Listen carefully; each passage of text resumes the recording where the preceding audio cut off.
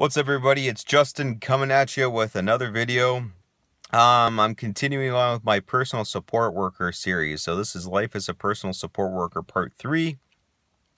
I just wanted to give a big shout out to everybody who saw my first two videos. I hope they help. If you have any comments or questions, by all means, I'll try my very best to answer them, as I am very busy with my jobs, and it's hard sometimes to film these kind of videos, but I just wanted to throw this video out there for you because there's a few more things I wanted to talk about being a personal support worker.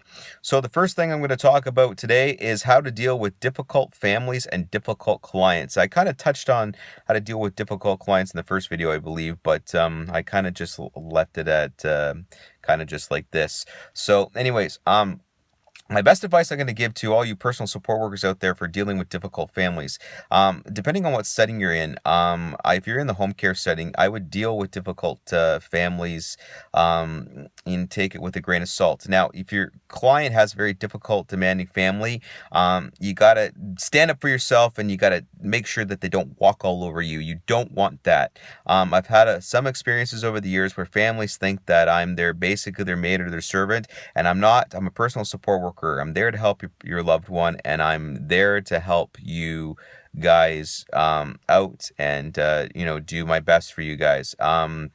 Sometimes the family's demands can be very demanding, and they want what's best for their loved ones, which is understandable, but at the same time, I got to look out for myself, and I also have to look out for you guys by telling you guys that you guys got to stand up for yourselves, and you got to tell your clients' families that you are doing the best job you can for them. You will always do the best job for them, and that you have their best interests at heart. But if they start telling you, you got to do this, you got to do that, you got to do that, you tell them you're going to do that, but you will do that if it's the best thing for them. So depending on the situation, if they're telling you, you got to nitpick about every little thing, you got to tell them how it is. If they keep bothering you, like I said, you have two choices. You can talk to your boss, supervisor about the situation first, or just walk away from the situation entirely. So it's up to you guys.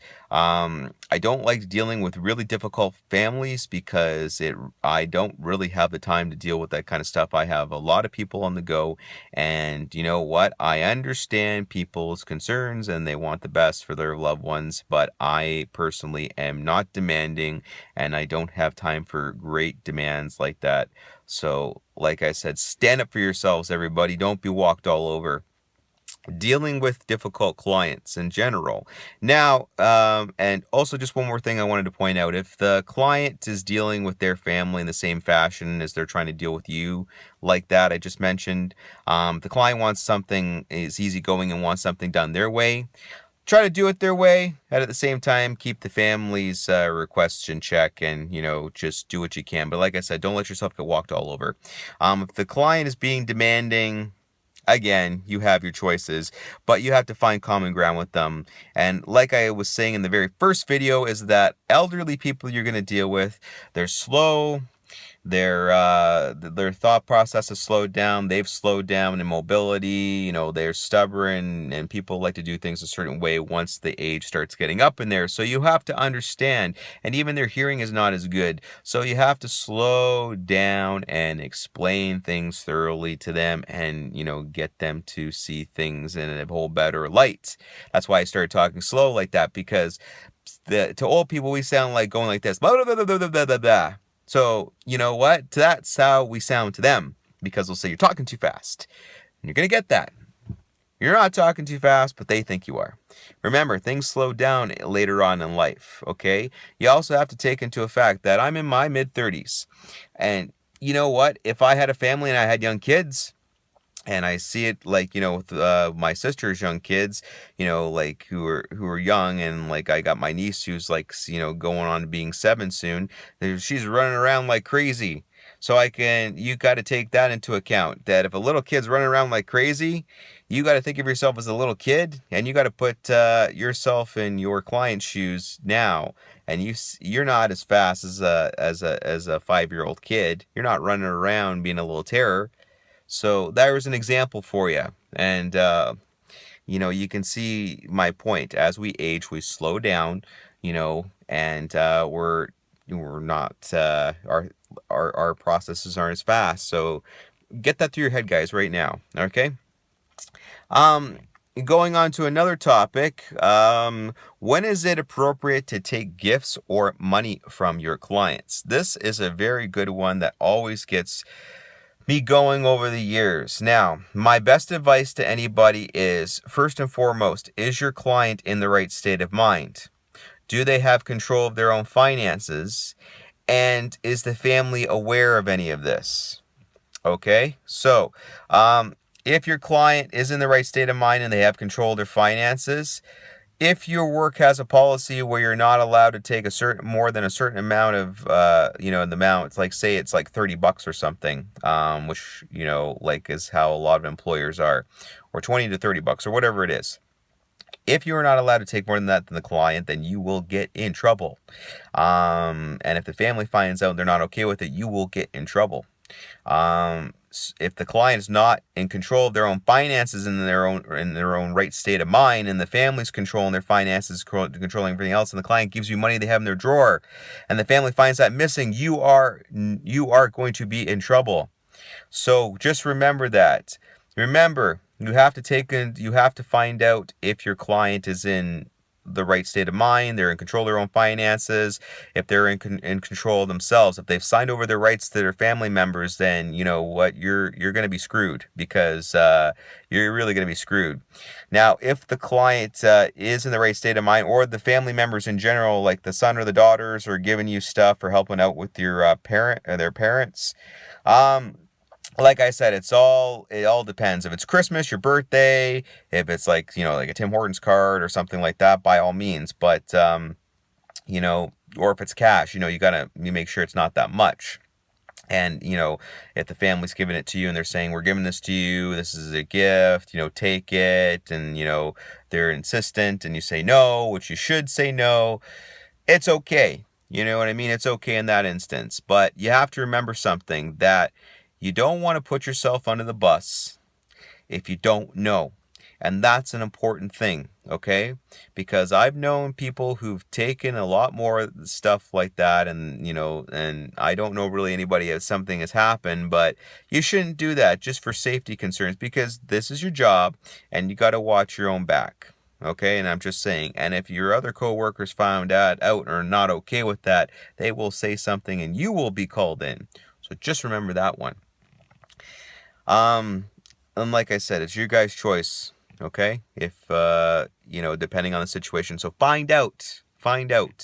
All right, find out. And a little piece of advice I will offer some people.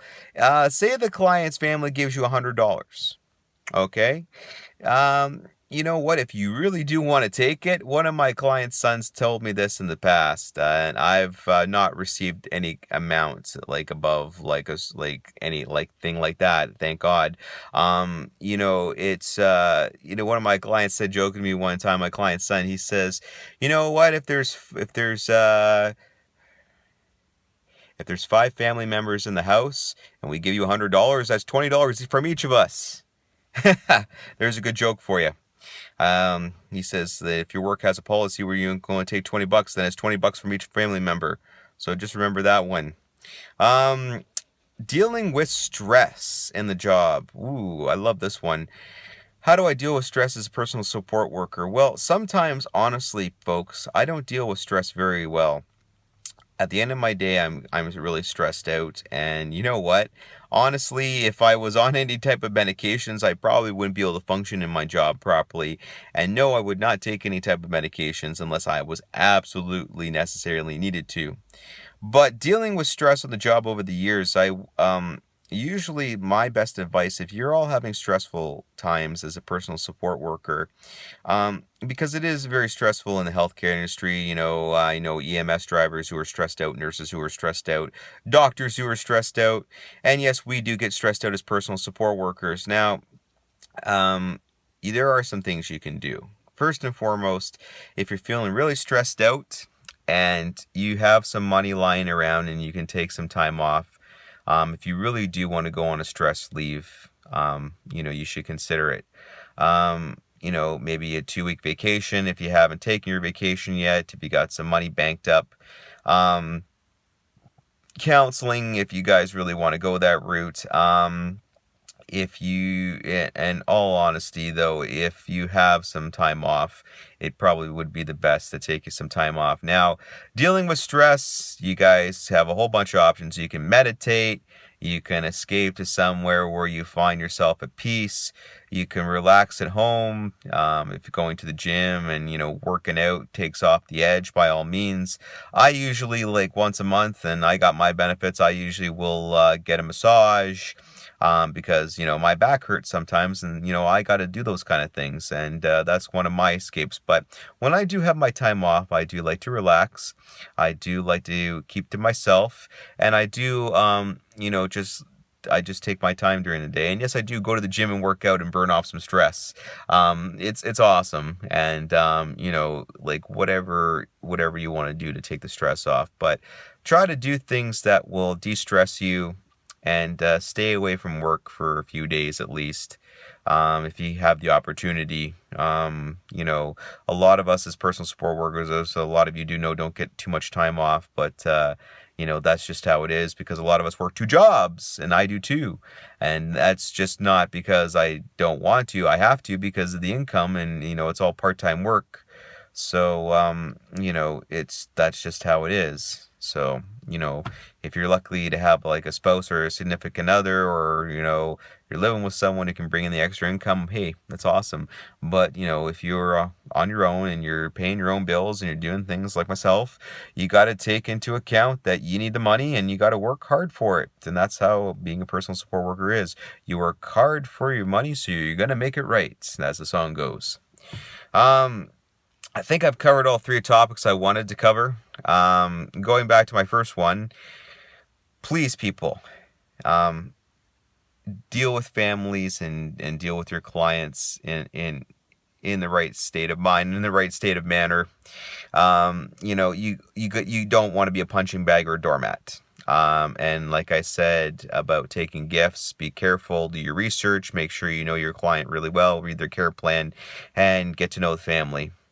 And my third thing about dealing with stress is, take it one day at a time. But if you need some time off, take it. Don't take too much time off unless you're really stressed out, because you know how these things work, and you don't want to be losing a job because your company feels you're unfit for it, mentally. So anyways, folks, have a good one. Hope to hear from you guys soon. Comment in the comment box below. Shoot me an email. Let me know how things are. Subscribe to my channel, and there will be more topics coming at you later. And anyways, everybody, take it easy. Talk to you soon. Bye for now.